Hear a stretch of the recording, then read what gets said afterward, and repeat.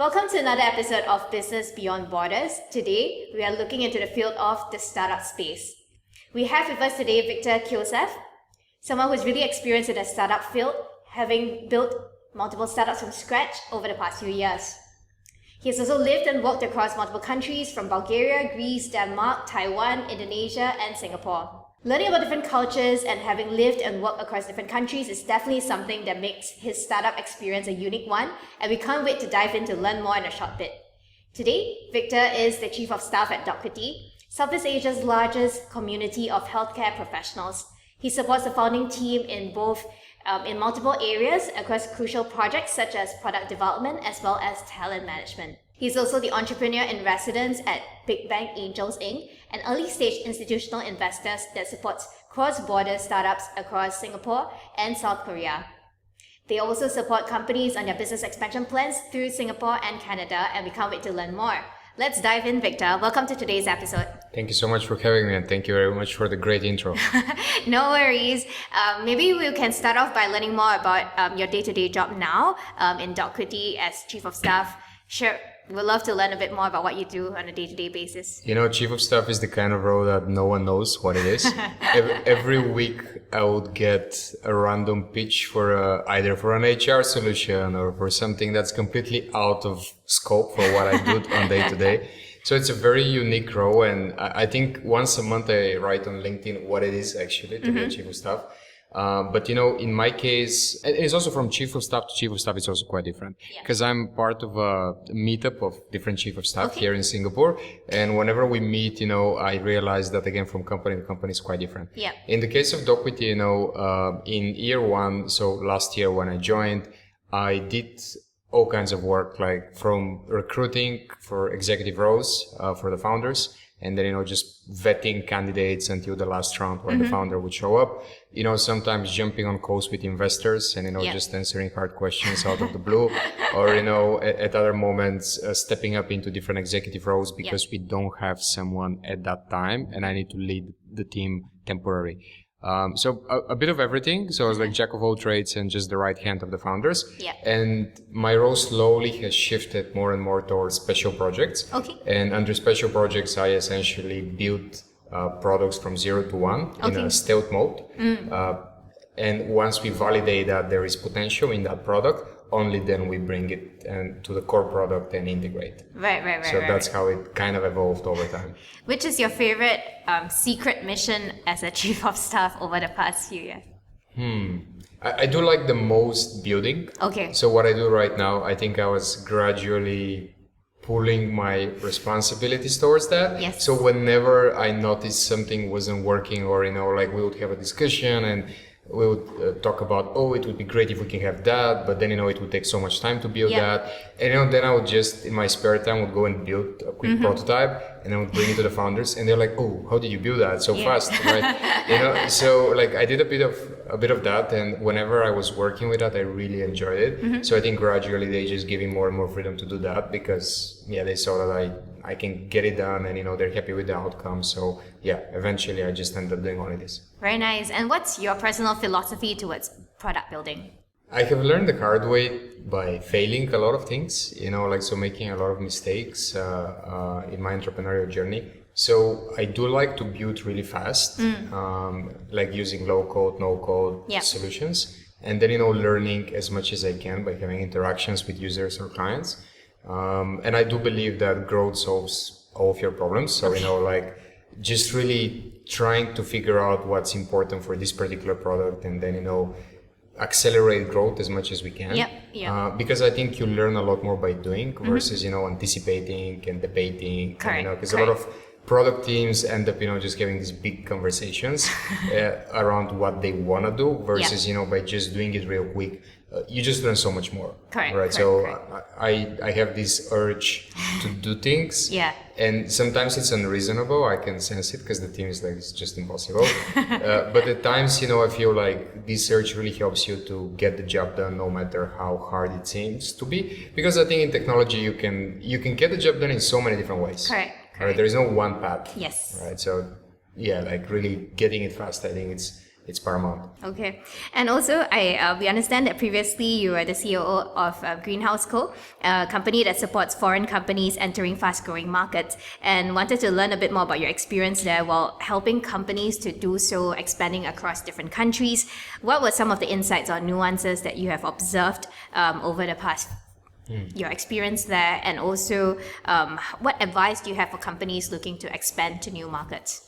Yeah, so at Greenhouse, we built a marketplace for service providers who are focused on professional services. When I speak of professional services, I mean business development, recruitment, legal, so pretty much everything you need. As a foreign company coming into the region, it can be pretty intimidating. Yeah. I mean, Singapore is a different story because it's very transparent, it's all in English. So Singapore is not a challenge. Yeah. The challenge is outside Singapore. Go to Indonesia, Philippines, Vietnam. These markets become really, really difficult.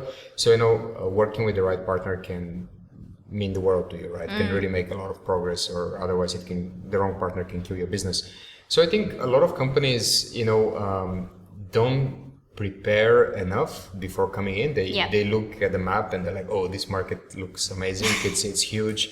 And, I think it's definitely going to work for us. But the reality is that all these markets are really, really difficult and price sensitive. Yeah. And most companies assume that they will just kind of activate a network of partners like distributors or resellers that are going to sell their product or service. But then again, the reality is that all these distributors and resellers work with a bunch of other companies. Why would they prioritize you, right? And there is a lot of science and art to how do you get this done.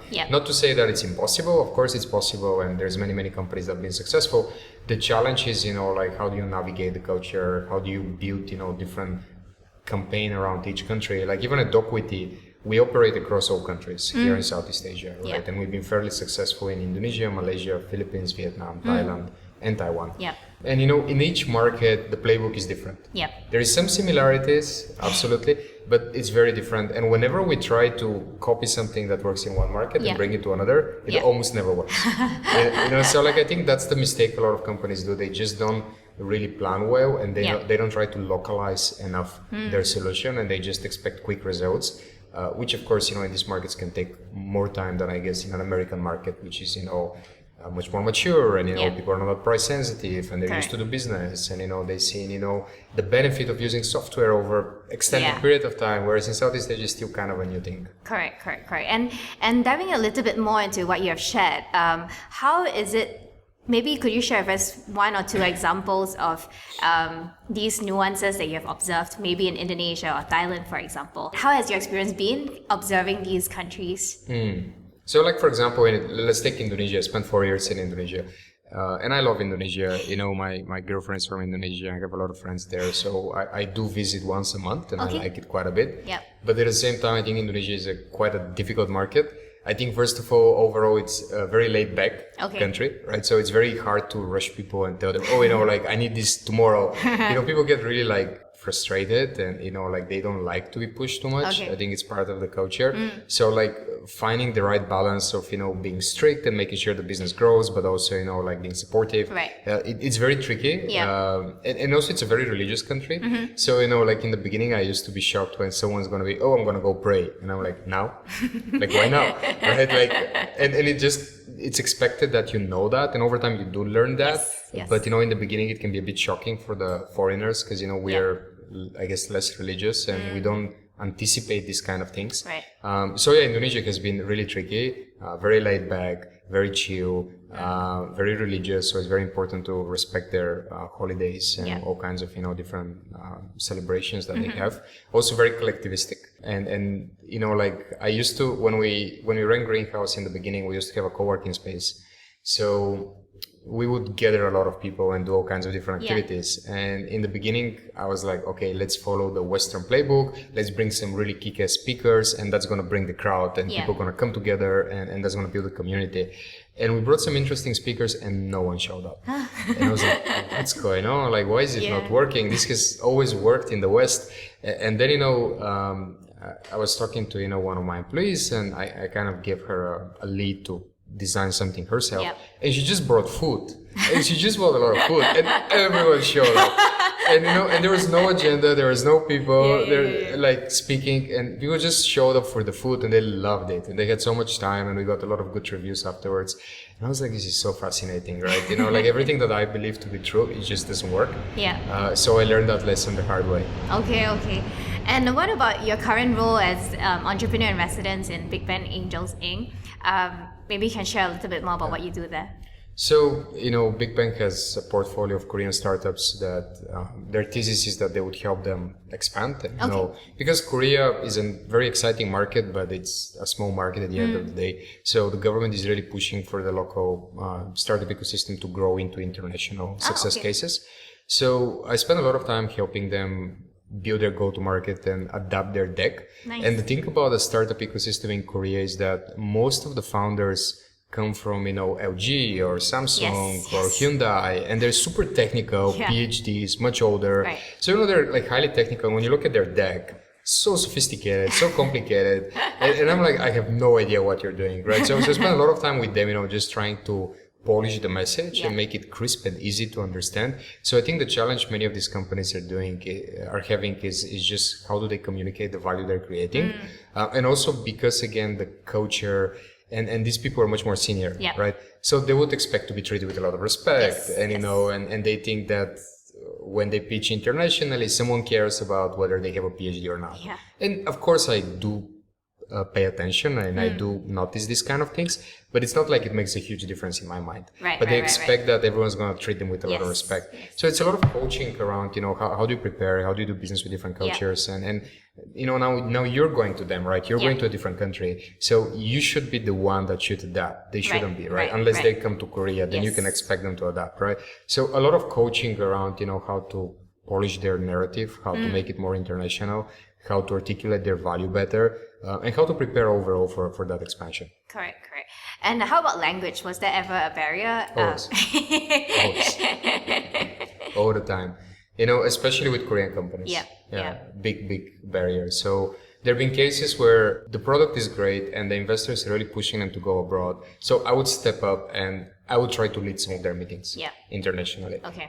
Just in the beginning until I build a trust. And once the trust is there, I'm going to be like, okay, now the founder should step in a bit more and try to either hire someone who can come in and speak fluently English or whatever. But language has been a massive problem with Korean companies. But getting better. Yeah.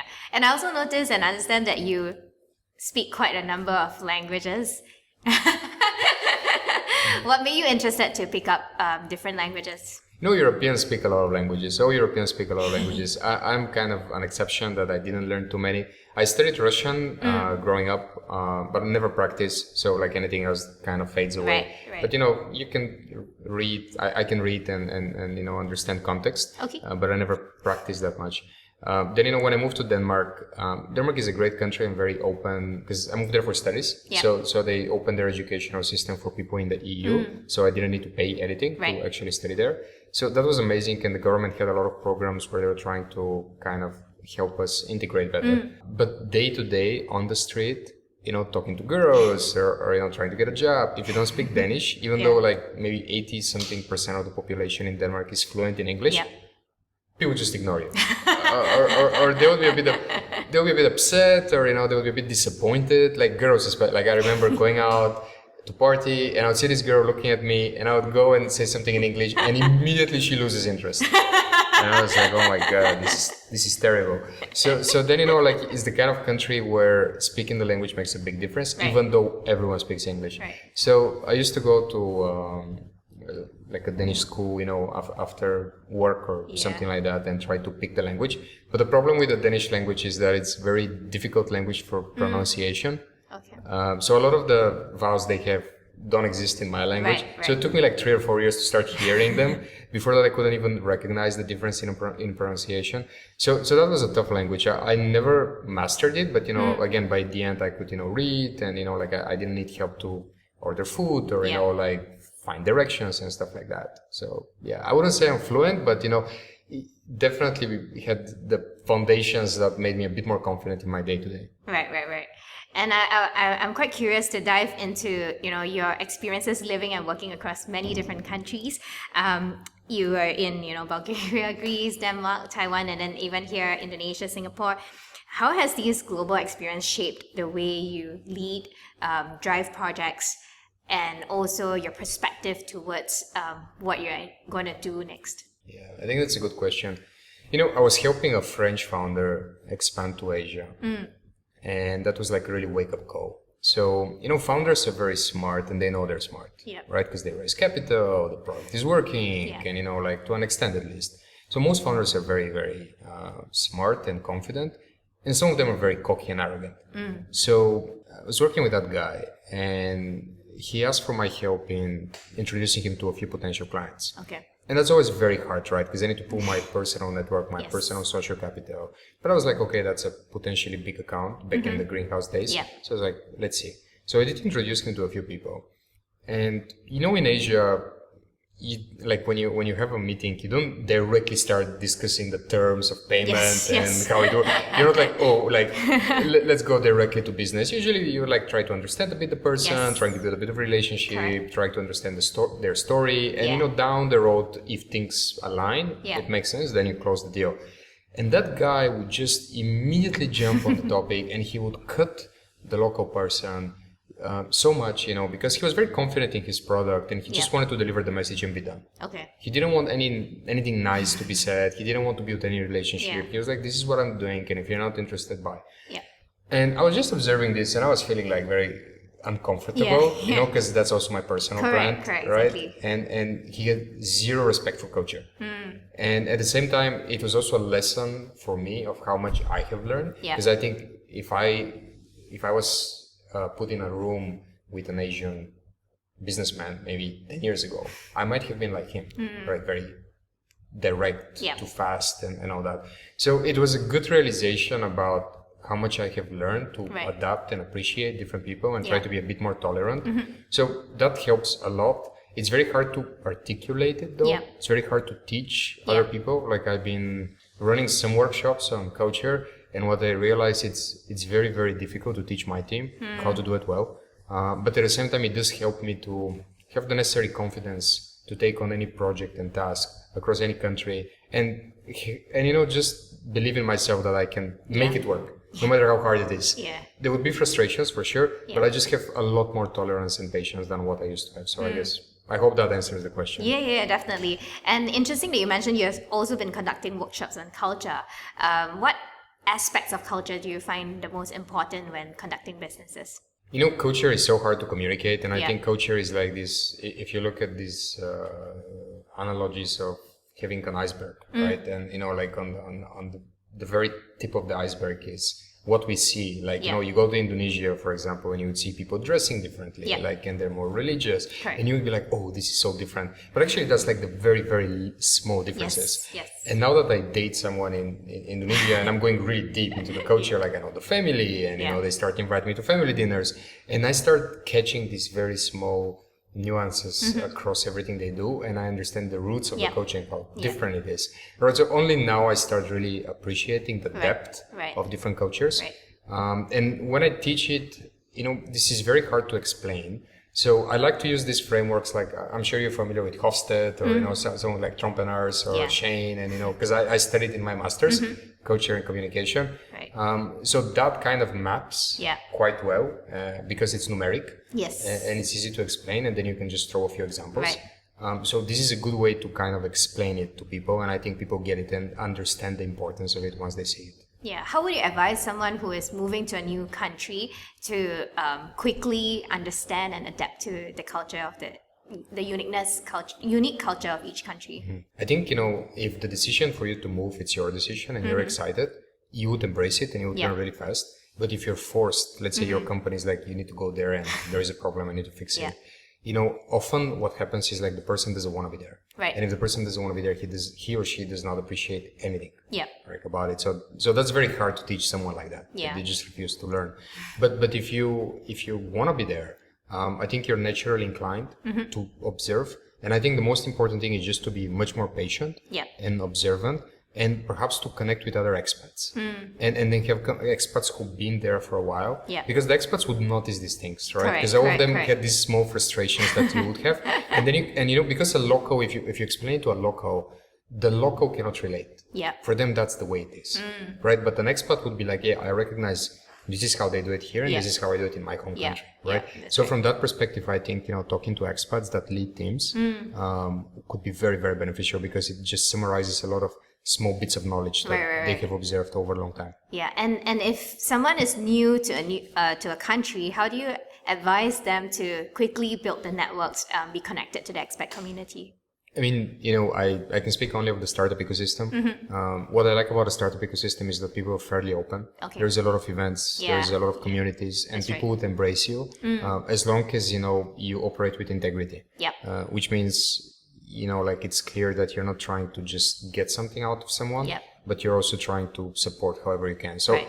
as long as you're building, I call it social capital, like, so you invest in small things like making introductions and Yeah. being nice to people, and, like helping them with small things that they might need. Yeah. I think people would pay it back, right? So just going to different events, joining different communities. Like I'm a member of several communities here in Singapore, and in fact, it's very hard for me to stay on top of everything going on. But that's super helpful, because it gives me an overview, and I can always just tap on different communities Yeah. and see what's going on, and connect with the right people. Because again, connecting with the wrong community might backfire. Yeah. Because these are very, very different people with different needs. Let's say that I'm a tech founder. I would love to spend time with founders, or even developers, Yeah. or product designers, or product people. But then if I would go to perhaps, let's say, scientists or Yeah. something like that, who is a bit more introverted Yes. and don't go out as much, Yeah. Maybe that would be a bit harder for me to relate and connect, That's and right. then there is no exchange of value. Yeah. Okay.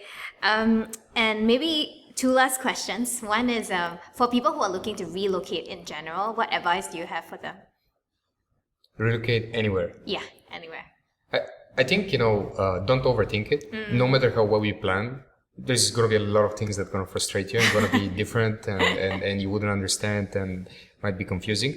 So just do it, like I remember the first time I moved countries, a lot of people called me crazy, because, I come from a family that could not support me financially. Okay. So a lot of people were like, this is plain stupidity. Like, you're going to regret this big time, because you're going to get your family into a trouble. And then, it's going to be bad for everyone.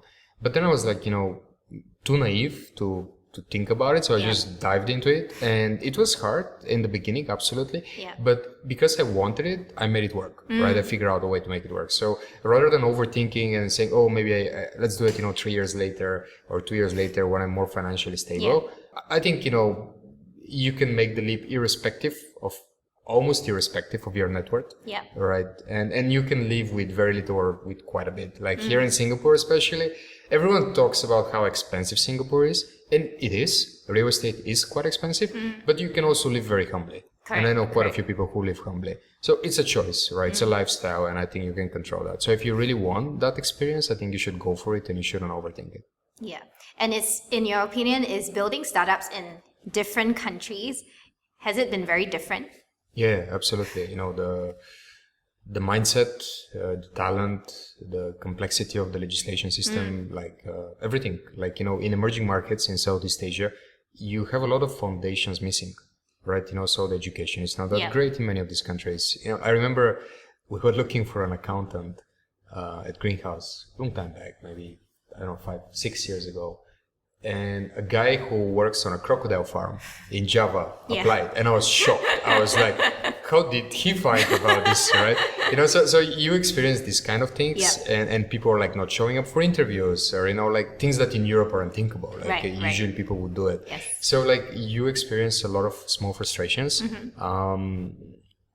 but at the same time, the opportunity is quite big. Yeah. Right. The markets are very population is really big, economy is growing, and you sense this excitement in the air, because everyone feels it. Because I can just imagine living here, because Singapore is 58 years old, right? Yes. So, your grandparents or parents would remember what it is to be much poorer, and living through this, I'm sure it charges you with a lot of excitement. Yeah. So people overall are much more optimistic, I feel, in Asia versus in the West. The West is a lot more pessimistic, I feel, because I don't know, I guess it's stagnated to an extent. Right, some of the economies, I guess, not all of them. So because of that, I just like that energy. So the benefit of building something here is that everyone want to do something and everyone want to grow, and you just feel it and it charges you with energy. And the market is big and the opportunity is there, and so many things are broken, so you have many opportunities to fix things. Whereas, in developed markets, you would have the foundations right. Like it's much easier, I guess, to find people who are qualified for what you need. But at the same time, also the challenge is they're so social. This country, European countries are very social. It's like impossible to fire someone. You make a mistake of hiring the wrong person and you're just screwed, right? So pros and cons, right? Depends what you want to do. If you want to also be building something really sophisticated and complicated, like a moonshot, what I call it, right? Very hard in Asia. You don't have the necessary talent. So if you're building like spaceships, right? Like you need to be in North America. If you're building something difficult, you have to be there. Here is more like things that are proven and work, but now you can scale them and localize them and make sure that they solve a unique problem in these markets. Yep. And having been to, so many different countries, being almost a global citizen, where would you call home at the end of the day? I still look at my home country, like where I'm born and raised, because I spent 18 years there. So Bulgaria is still my home, but like, I don't know how to explain it. Whenever any of the countries where I resided does something good, I'm proud of them. Like I feel like I have a piece of that nationality. So like the good things, I would be like, oh, I'm so proud of you. Like if Taiwan does something nice, or Greece does something nice, or whenever Denmark appears on some nice, I don't know, like happiness index, and I'm like, oh, that's amazing. I just feel so proud because I spent some time there and I feel like I belong a bit. And if something bad happens, I kind of ignore it. I try to, I'm not living there anymore, not my problem, deal with it, right? So I still call, to answer the question, Bulgaria my home, but it's a selective home base. So sometimes it's Bulgaria, another, like when Singapore does something cool, like, oh, I'm so proud of Singapore, right? So like you just selectively switch that as per the situation. Okay. And I think that wraps up today's episode. Thank you so much for sharing, Victor. Really appreciate all your insights, and also sharing with us your different experiences across building startups in the region as well as in Europe as well. That has been very insightful for me. Thank you so much. Thank you. Thank you for listening to Business Beyond Borders. If you have any feedback or thoughts, do write into us at support@bluent.com. Click to follow to tune into the next episode. See you again soon.